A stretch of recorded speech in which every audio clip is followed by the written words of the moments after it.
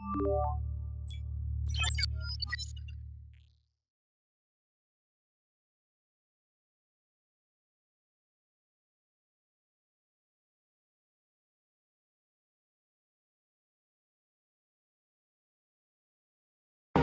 the next all-new episode of Ninja Kamui. I've managed to secure a portable energy tank. I'm heading your way now. I've been looking for you, Judas.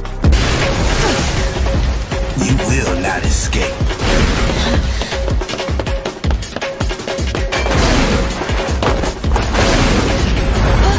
Ninja Kamui. Next Saturday night at midnight on Toonami. Next day on Max. Is this harassment? Are you harassing your superior? Quit wasting my time by slacking off! Akira Tendo's thankless job was killing him. If I'm so miserable, why do I keep getting up and coming to work? Oh. Day the world went nuts.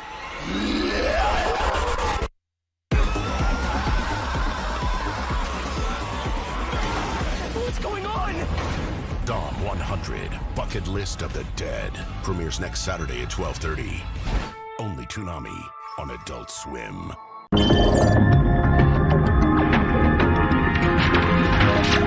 Hello, dear viewers, listeners, and welcome to Toonami Therapy. We're recording March 19th of 2024. I'm Michael. I'm Tommy. And this is our podcast where we record our thoughts on things that are involved and related to anime, some of which actually air on Toonami.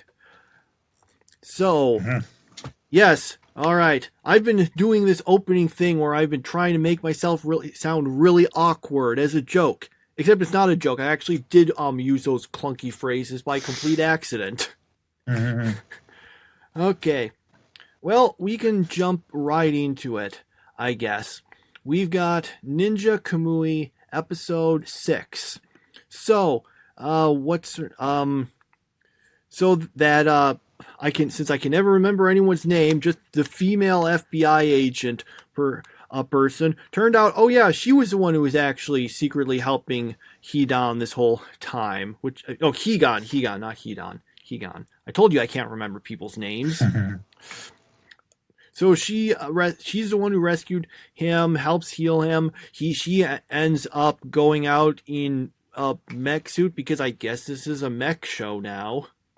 Yeah. To fight another guy, and then they fight, but then there's a bunch of that also. Also, it seems that we get some stuff in her backstory, and then she apparently dies in the fight. I say apparently because it's not clear, but we did get the whole, oh hey, here's my backstory thing. So there's a pretty good chance it's an actual death at this point. Yeah. Yeah, so that was this episode. I'll be honest, while I'm kind of annoyed that it looks like she died, considering they had finally made me care about her character, I honestly thought this was one of the best episodes of the show, because I kind of understood what was going on pretty well, and I don't know, it's going to retroactively get a lot worse if it turns out she just died and that's it, because I was thinking, yay, okay, here's a character that I've kind of suddenly started to care for a bit. I could have done without, I guess, a bad guy making it seem like every sentence he made into some sort of innuendo. So, yeah, still not, I think, amazing, but I honestly did enjoy this episode a decent amount. It wasn't that bad, so I guess that's a win for this. So, I'm still totally confused as to what's going on. I honestly don't know anything. I'll be honest, I'm still kind of confused about some of the macro stuff, as you'd say, but as long as I get the things like, okay, these guys are fighting. Why are they fighting? Okay, I understand why they're fighting. I don't necessarily need to know all the big stuff, like how the Legion of Doom, who I don't think showed up in this episode, actually factor into everything. But I think I kind of get enough of it that I understand what's going on. I don't know if it's if it's just a case of, because I don't think the plot is that complicated, so maybe I'm just dumb, or maybe the show doesn't do a good job explaining it. I think the Legion showed up in like a really brief scene at the very end, and that was it. So yeah, I guess. What, do I have this show twice in the top 3? Yeah, I do. I'm not sure if it'll make it there this week, but it was better than usual. Mm-hmm. Okay, yep. Well, we'll find out next week if the series has defied the expectation having the character die right after we get more backstory information on them. Mm-hmm. Or maybe she'll seem like she died, but then will show up in the last episode. I guess we'll see. Anyway, moving on to Demon Slayer, episode 43. So, things seem pretty bad for Tanjiro, but because it seems a bunch of the other important characters have been beaten, so the bad guy spends a lot of time monologuing to Tanjiro. Like, let me put it this way. So he was talking for a bunch, and I had to stop watching for a minute or two. I kind of had to leave quickly, and then I came, and then I'm thinking, okay, I guess I'll just come watch this bit later. And I when I start watching again, he's still monologuing.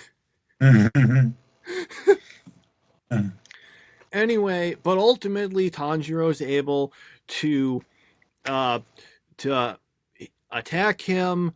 Sound Ashira guy manages to, get back and fight. Everyone's along with Inosuke, who says he can move his organs around, which is how he survived this being, impaled through the chest.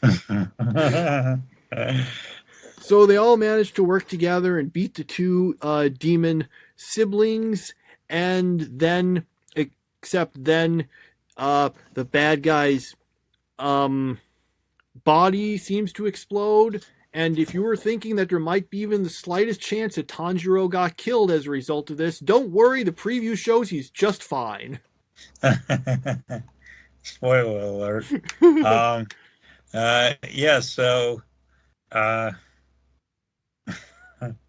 That bad guy had a lot of stuff to say. He had a lot to get off his chest, and so Tanjiro had to hear it. So, yeah, I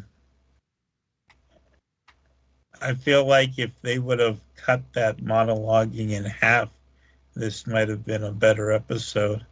It wasn't bad, although I love how Inosuke is able to shift the positions of his. I don't even know what that means. I mean, that's one of those crazy anime things. But yeah, it wasn't a bad episode. I just felt like that guy went on way too long. Like if you cut his monologue in half, then I think it's a good episode. Yes. Well, I do. Honestly, some parts of this made me think like it was kind of the thing you'd see in like JoJo, where Tanjiro, he runs away, but then it turns out, no, he was only faking running away because he was grabbing the weapon. And then he made sure when he was doing it to throw a bunch of sand and stuff around to help disguise it. I'm thinking, okay, that's the kind of strategy you totally see on JoJo.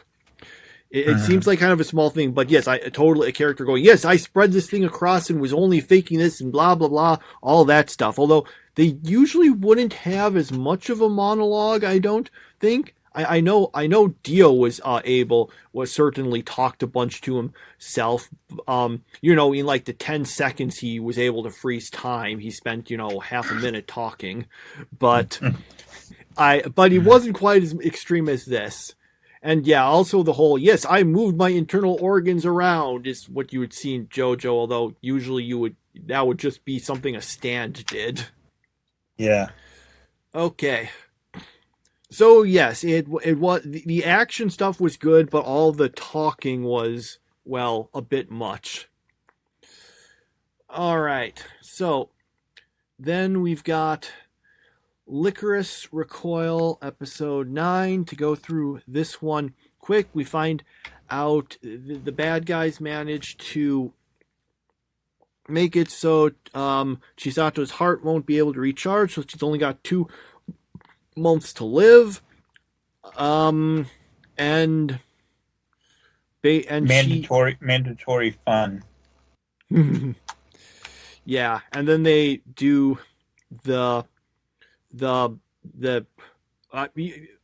dang, I'm not sure exactly how to explain that. What was the mandatory fun thing in reference to again? Wasn't that the part where people were you were saying that? Yeah, I see. I remember where now. They spent half the episode with forcing Chisato to do fun things, but on a very strict time limit. Okay. And right. And now, yeah. Yeah, I for some reason I was having trouble putting the things together. But yes, that was a bunch of the episode. The other things were, Takina getting approval to be brought back to DA, which he wants to do, although to try to get help for Chisato. And then also there's we get some information about backstory things. Yeah, I'm kind of zipping through it, but that was largely the episode. Mm-hmm. I kind of feel like I still enjoy the show, but I feel that I haven't been enjoying it as much on my rewatch as I did the first time through. Yeah, definitely. And that isn't a thing where it's always like that, because like I'm enjoying Full Metal Panic Fumoffu almost as much, if not more, than I did the first time I watched it. But this show just hasn't. I don't know. It doesn't seem as good as it was the first time around, and maybe it was because it was like, okay, this is new, so it has to be good. I don't know.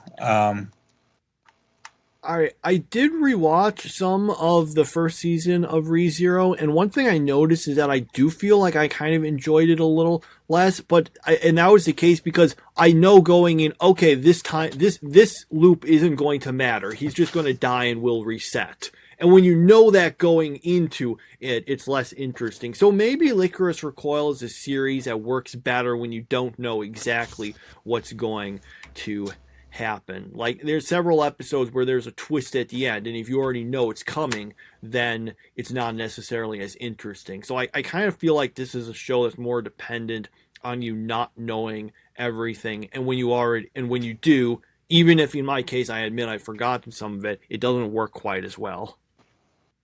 Well, this goes to my theory about Star Trek The Wrath of Khan, is that if you are my age and you grew up knowing the big twist at the end of The Wrath of Khan, because everyone knows it, then the movie really isn't all that good, whereas some of the other Star Trek movies are good regardless of whether you know what's going to happen or not. So that's my thing. I've always felt that The Wrath of Khan is very overrated, and it's for that reason, because the only thing that makes it as good as it was not knowing the surprise at the end, Are you referring to the stuff with Spock? Yeah. Okay. I don't know. When I watched the movie, I think I knew about that, at least in some extent, and I enjoyed it. I just enjoyed it because I thought it worked well with Khan worked as a good villain against Kirk, and but maybe if I rewatch it, I won't like it as much. But I remember liking it a lot. Admittedly, I did watch it shortly after I watched, or rather tried to watch, the first Star Trek movie, which I legitimately got bored of midway through and quit watching.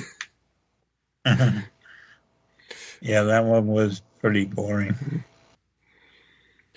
Yeah. So, all right, and that's it for Toonami, because they didn't have One Piece, because they showed the Dragon Ball Z Kai marathon, which we were originally thinking, hey, maybe we'll watch this, at least the first episode. But then we remembered, oh, wait, no, it doesn't start where One Piece was. First, they're going to have the Ninja Kamui rerun, and then they're going to have the Dragon Ball Z Kai marathon, which is kind of weird. Why not just put that? Why not put that at the end? Or I don't know. Maybe it gets good ratings. Yeah, I had a lot of problems with that. Like the way they did it, they made it out like, oh, we are doing this big tribute, and it's like, well, if it's your big tribute, why are you just putting stuff on at 2 a.m? Like you're gonna have hardly anyone watch it anyway. So that doesn't seem to me to be a big tribute. Plus, you put in Ninja Kamui a second time. I know it's the subtitle version, but still, you could have had One Piece and had a brand new episode there instead of airing something that just aired 90 minutes ago. And yeah, I just and here's the other thing: they just showed a couple of those episodes that they showed in the marathon. They just showed them the last couple weeks, so that it just did not make much sense at all. And they tried to pass it off as, oh, we're doing this big tribute to, this guy. And it was like, well, it's a nice thought, but you didn't execute it very well. Just putting his shows on at 2 a.m. isn't really really all that good of a tribute to him. It's just kind of like, we have to do this. So, yeah, so I didn't think they did a good job with that. That's my 2 cents. I didn't mind them putting them in later because a lot of people, including probably us, would have been annoyed if they just said, okay, everything's on reruns this week because of that. So I think putting it later on was fine. I just find it very confusing that they decided to put and cut back One Piece, but then they put the Ninja Kamui rerun, and then they did all the Z stuff. If they had like put it in the One Piece spot and then put the Kamui at the end or something, I don't know. I just kind of feel like it wasn't the greatest way to put it in there. Mm-hmm. All right, so nothing to really say in regards to that then. So let's move on to the non-Toonami stuff we watched. So we've got, after that, we move on to Shangri-La Frontier, episode 16. So they're still fighting Weathermon, and basically we find out, yes, you can't actually hurt the guy, you just have to survive against him for enough time. So, and the episode is basically them trying to not die against him and failing on multiple occasions, but they have a bunch of resurrection potions, so that works fine there. Midway through, he also does have his horse, like this giant metal horse thing, show up, which they have to distract. There is a pretty funny bit where Katsuo needs to hold on to it and just comes up with the idea of, okay, I'll just tie myself to its head, which was kind of funny. Anyway, ultimately they managed to survive 20 minutes for that. They get to the new level, which apparently when Pencil Gun originally tried to fight him with her group, basically one-shot all of them. So she's like, okay, this time I got a plan. I'll just throw a bunch of holy water on him. And that's literally just where it ends. She just throws the thing at them and is like, yes, he's undead. That will, I guess, defeat him or weaken him somehow. Mm-hmm. So yeah. I have a question. Like, why is he sometimes called Pencil Gon and other times called Pencil Knight? In the game that they previously knew her from.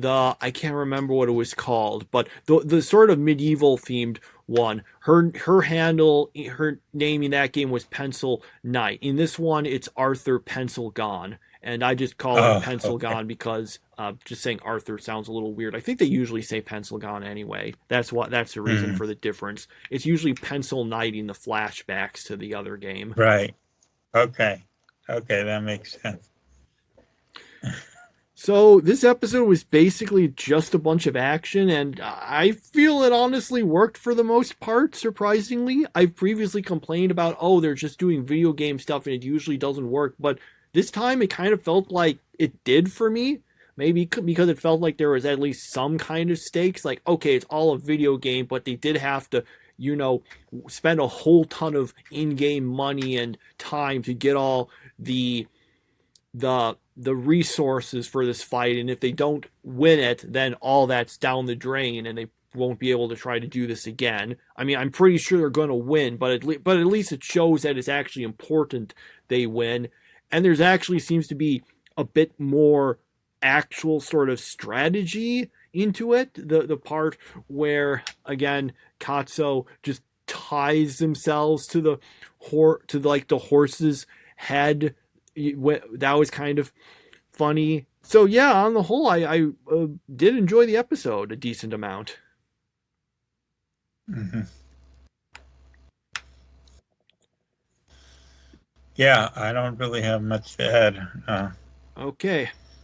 All right. So then we've got My Teen Romantic Comedy, SNAFU, episode 25. So basically the episode is Valentine's Day episode where everyone is trying to make chocolate. Someone comes up with the idea, why don't we just, have a big cooking class event to make all the chocolate together. So they do that. And yeah, that's most of the episode, really. Although when they're all going home, they run across Yukino's mother, who seems kind of annoyed that she wasn't home yet. But then, and Yukino's like, yeah, well, we were just, at that club doing the thing. So yeah. And yeah, that was the general plot of the episode. Yeah. So I don't know. I thought while I was watching it, it was pretty good. Hearing the description of it makes me feel like, well, maybe it wasn't that good. But that is literally the experience I had. After I gave the description, I suddenly thought, maybe it wasn't as good as I thought when I watched it. Yeah, I don't know. I enjoyed it, so I don't have any real analysis for it. I'm waiting for the dominoes to start to fall with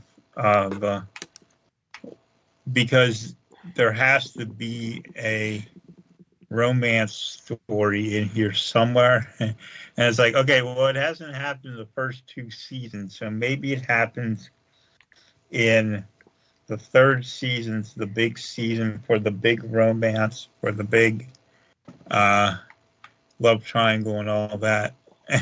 I keep waiting for it to happen, and it hasn't happened yet. So I'm like, okay, when are they going to get to it? So I'm going to make a bet they don't do it in the. You know what? They could. They could leave the season off on a cliffhanger. So I won't rule it out.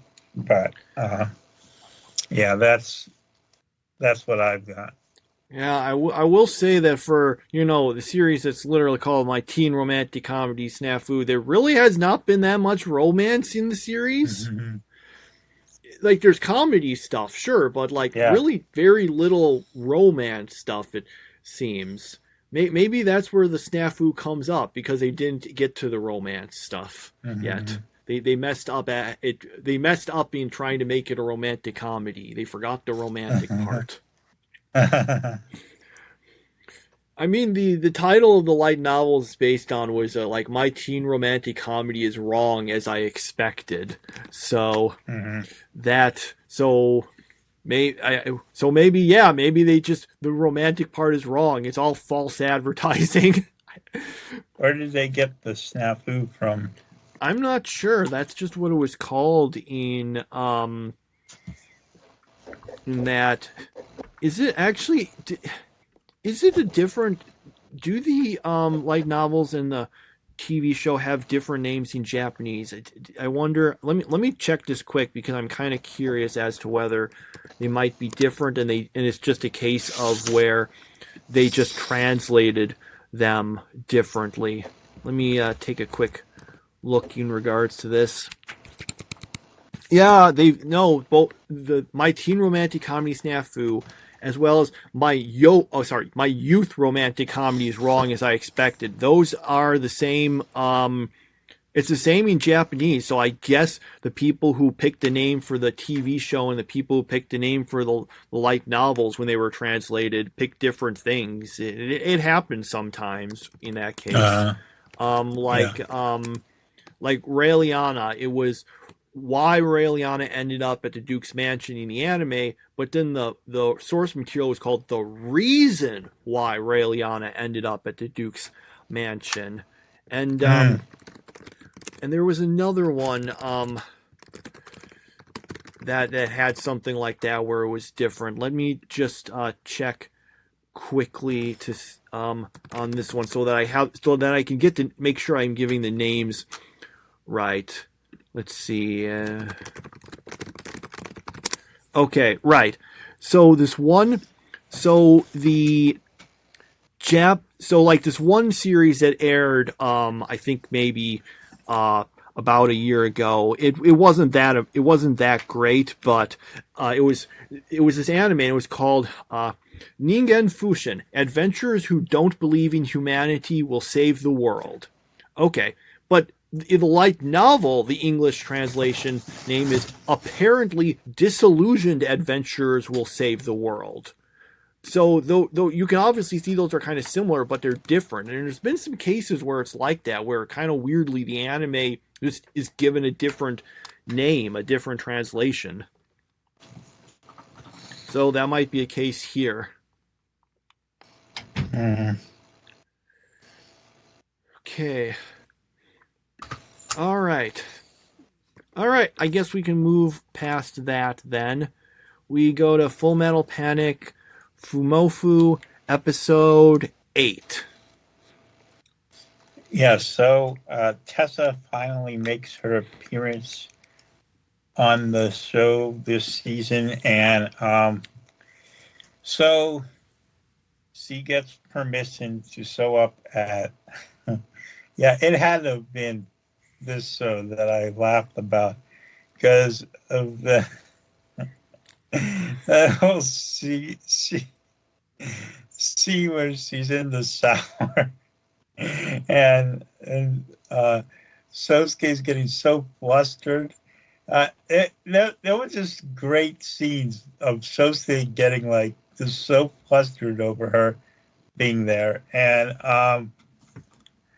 it basically she shows up and now she's going to school with them, and she's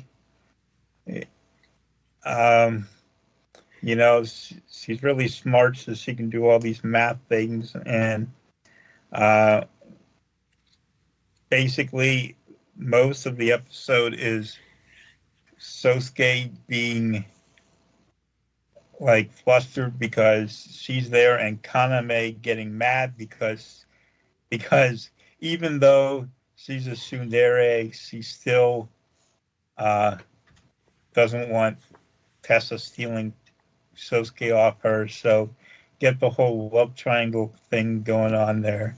And this was a very funny episode. I actually didn't really like this episode that much. There were some funny bits to it. The part where they have there's that, it does, where the guy is talking about is talking about the things he's worried Sosuke might do to Tessa, and there's that weird part where she's like she's in the shower, and then Sosuke just shows up in the giant teddy bear outfit with a banana, and that was funny. But a lot of it I just thought was kind of a bit boring. We get some kind of forced fan service too, but mostly I just kind of was thinking the problem I have is it kind of felt to me like Tessa was kind of a bit. I thought I remember her being more serious in the original series, and I know this series is a comedy, so the characters' traits are exaggerated. But I always felt that Sosuke and Kaname, their basic personalities were the same. I wouldn't even say they're necessarily particularly different.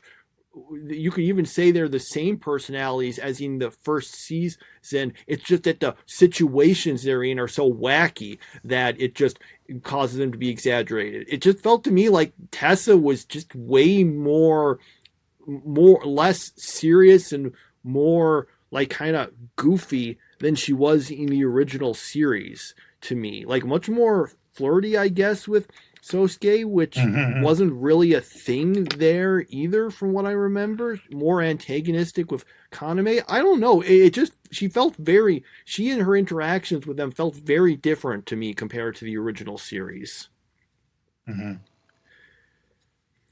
So I don't know. I kind of felt that it just had the it kind of felt like this was one of those things where I'm thinking, oh, this would have been better if it had been a bit faster, but they made a full episode out. Well, the next one is a continuation, so we get 2 full episodes out of it, which seems to be kind of stretching things past where the joke works. So unfortunately, I kind of wasn't really that big on this. There were some pretty funny bits, but for the most part, I thought this was one of the weaker episodes of the show so far, unfortunately. I'll admit, part of it might have been the fact that I wasn't able to watch it dubbed as usual. I had to watch it subbed because when I was watching it where there were some other people, so I had to kind of keep it quiet and put the subs on, which might have had a factor, but I think I probably would have had a similar reaction otherwise. So that's kind of my thoughts on this one. Okay. And of course, it looks like we're doing Hot Springs next episode, so I probably won't like that either. Okay. So, all right, we go on to Dark Gathering, episode 3. So, in this one, after Yayoi is trying to get Keitaro to give her his fingernails, which she's freaked out about and doesn't want to, she basically then finds it turns out that she actually thought that Keitaro was really interested in all this supernatural stuff when he wasn't. So she decides that she's going to try to find a way to cure the curse on him. But in doing so, ends up getting a bit over her head and dealing with a lot of angry spirits. He ends up helping save her, and then, I guess they become a little less antagonistic because he's saying, oh, you were trying to cure me? I didn't know that. And I do think, you could have explained why you wanted his fingernails, because it's actually a pretty reasonable thing. It's, okay, I need to use this so I can make these things to protect you. And I'm thinking, why couldn't you explain that? So, I mean, to be fair, it was really funny when she was asking for it. So I guess we can go with that as the explanation. So, yeah, that was the episode, essentially. I thought it was pretty decent. Yeah, I thought this was a pretty good episode as well. Although it was confusing to me, and usually don't like confusing things, and I was very confused as to why she went about it that way. Yeah, it felt like she did it for the plot, and not much common sense being used there. So,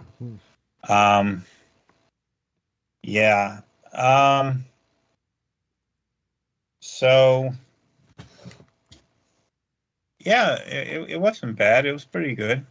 Mm-hmm. All right.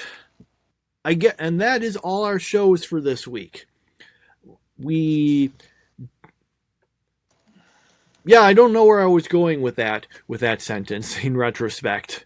I guess now though we can move on to giving our rankings. That's where I was going with the sentence. I was going to say something about we should go on to our rankings. Perfect. My brain is working again, mostly. Okay. All right. Yeah, so my rankings, first place is SNAFU, second place is Dark Gathering, and third place is Demon Slayer. All right. For me, third place would be Shangri-La Frontier. No, that's not quite right. I'm going to put, SNAFU I'll put in third place, Shangri-La Frontier in second, and Dark Gathering in first. Okay. Is that the order I want to? Let me just think. It doesn't matter if I mix them up a little. I don't. Unlike you, I'm lazy and I don't keep track of my votes for these, which is why at the end of the year I then start struggling. Wait, what did I actually like this year?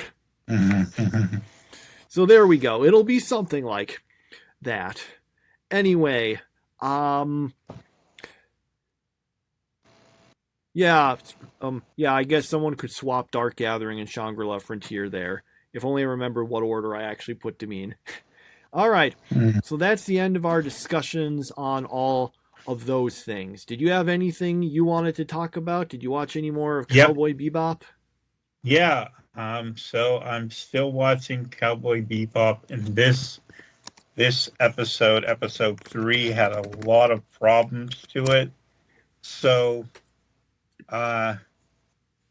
just to go through these problems, this isn't an exhaustive list of them, but basically there's this whole plot, like the main plot of the episode is that Jet Black needs to buy a doll for his daughter, and he can't find this doll anywhere, and it's like this really popular thing. I don't know where they got this from, but so they go, and Spike is being really secretive around him, which again that wasn't in the original anime. And they're really, really zeroing in on this whole Vissus thing, even though Vissus really, in the original anime, showed up like at the middle of the season and then at the end of the season. That was pretty much it. But this show is making him like a huge part of the show. And then there's this. So Spike is like he's busy like getting these messages from this random sushi seller who's telling him like stuff about Vissus, and the problems begin whenever. Well, I mean, there was already problems, I said, but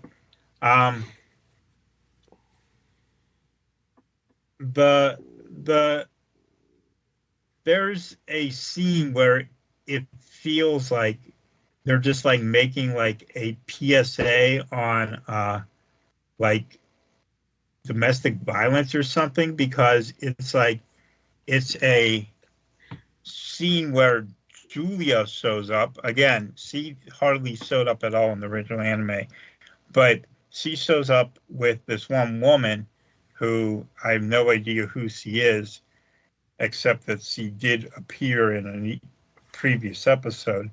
And she just basically like does this speech about how she shouldn't, it's up to her to avoid, whatever's going on, and it very well seemed like they just put that in there just to like say, okay, we are supporting victims of domestic violence, because there really was no point to the scene at all, and it was like really heavy-handed. There wasn't like any nuance to it, so it was just like, okay, we're just bashing people over the head with this PSA, which I'm not saying that domestic violence is a good thing. I'm just saying, like, I don't know why this scene was even in the show. And then it gets weirder, because now you've got this scene where Jet and Spike are trying to find a bounty on someone, and they end up like with this dominatrix, and it's like it's a really, really adult scene. Like they don't shy away from making it into halfway into a pornography scene. I mean, it really is close to being pornographic, and I don't know what the point of that scene was either. I mean, this is not a character who ever appeared in the original story, and it's just like they did that just like because they wanted to show like a different lifestyle or something. I don't know why that scene was in there, and it was very creepy, very difficult to watch, because it felt like I was watching pornography. And so basically, yeah, this episode has all these problems, and then the worst of all the problems is that Ein, the dog, finally shows up, but instead of it being like a data dog, which it was in the original, it's just kind of like Jet they come across it because this guy wanted to kill people's dogs that he stole, and then Jet, after the guy gets killed, I guess Jet gets the dog and he just brings it to his daughter, who loves it, but then her parents show up and they won't let her have the dog, so now Jet is stuck with the dog. But that is way, way, way different from the Ein story in the original. I mean, it wasn't even close. So I have no idea where they're going with this. I mean, 7 episodes from now, I have no clue where they're going to go with this thing, because it's still got 7 episodes left, and they have gone way off the tracks. It isn't even close to what it originally was. So I thought the first episode was pretty good, and I think that the 2 episodes since, it's gotten worse each time. Did Jet have Jet. Did Jet have a daughter in the original series? I don't think so. I was trying to think, was there an episode in that? I don't remember that. No, I don't remember him. No, I don't think so. But I'm trying to give it every benefit of the doubt with these things. I'm like, okay, maybe it's just been a long time since I saw Cowboy Bebop, but so many of these things have like nothing to do with Cowboy Bebop, and I don't understand why they are in this show. Okay, interesting. Yeah. So also, I wanted to say that I finally got around to watching episode 2 of Oshi no Ko, which, it is a different show than it was in the opening movie, or whatever you want to call the first episode. It is different, a lot different, but it's still pretty good. Okay. And so I'm going to continue with Oshi no Ko. I'm going to watch that once a week. And then there's this other show I decided to watch because I got an email recommendation of it from Crunchyroll, and whenever I get these recommendations, typically I check them out if they sound interesting. So so this one is called, let's see, what I had it up here. Banished from the hero's party, I decided to live a quiet life in the countryside. And it's kind of what it says, you know. It's the guy gets kicked out of being part of a Konosuba-esque group, and now he's doing things like getting medicine for people in the village. And spoiler alert, the email tells me who he gets married to. So I know the girl who shows up at the end of the episode is pretty important because the email told me that she was his wife. So yeah, I thought it was a pretty decent start. It wasn't anything special, but it was still pretty good. Okay, so I actually watched the first few episodes of that series. I remember it being okay, but not really enough to keep my interest. What is surprising to me is that being banished from the hero's party seems to basically be a subgenre of like fantasy anime at this point. Like, for example, they had that one. Okay, there's also one called there's like a bunch of stuff where someone gets, maybe not necessarily even from like the hero's party, but from some important group. I can't remember all the names offhand. Beast Tamer, that was totally a case of that. That was also one of the many cases where it turns out, okay, they don't like him because his power is bad. But it turns out his power is actually the best power. And they just didn't know it.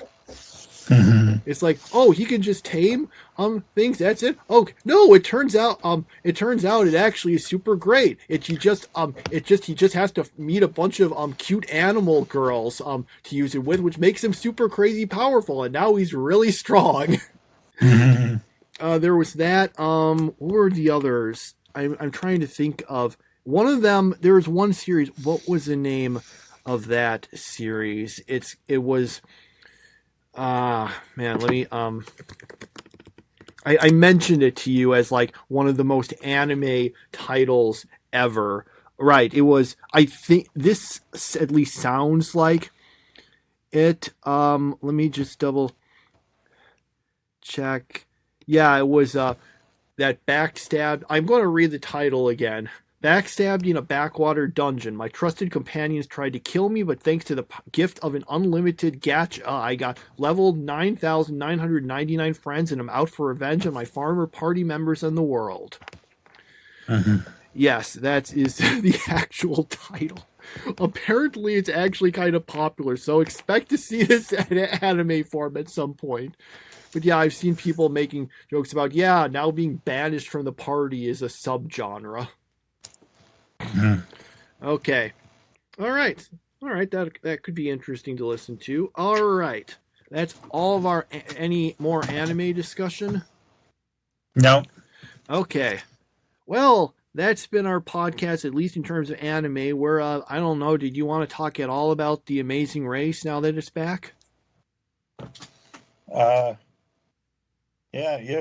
We could talk about it. Don't have to say too much. I just think I'll just put it at the end, just in, hey, if you're just here for the anime, you can quit now. So yeah, I'll be honest, I don't have too much to say about the episode. I was just it's darn it, because we're recording this like 6 days afterwards. I've already forgotten most of the episode. Did I make any specific notes on it? I can't remember, but I did. I don't know. Did you have anything to say about it, or? Not really, except there was that whole thing where everyone gets to the end and they're so excited, and and feels like, okay, you're still racing. Mm-hmm. So, yeah, that was pretty humorous. But yeah, none of the teams really stood out to me. Maybe the one duo of girls, I forget what their names are, Charisma and something else. They were pretty interesting. But overall, the casting didn't seem very interesting. So hopefully some of these teams are more likable. I mean, last season had a lot of likable teams. Hopefully it's like that this season, but so far no one's really caught my eye yet. Yeah, there's several I feel I don't like already, although I don't want to mention them just in case I change my mind. Plus, I don't want to be too negative. I guess the two observations I had is I'm pretty sure the father and daughter team, Chris and Mary, they like made sure to show like on camera several times, oh yeah, he's like slower than the rest and gets out of breath more easily. So most likely that's probably going to make them lose a race at some point. Because it was kind of conspicuous how many times they made sure to show something about that on it. Mm-hmm. I think he is the oldest person on this leg, on this race. I don't know. I guess I kind of like the firefighter moms. They were probably the one that stood out the most to me, but not terribly, I guess. Mm-hmm. So yeah. All right, that was our 2-minute discussion on it. I hope you enjoyed it. We might discuss it more, we might discuss it less going on, but that's going to be all of that. And since we're done with both that and the anime, I guess we'll just be signing off, and we'll see you next week. Bye.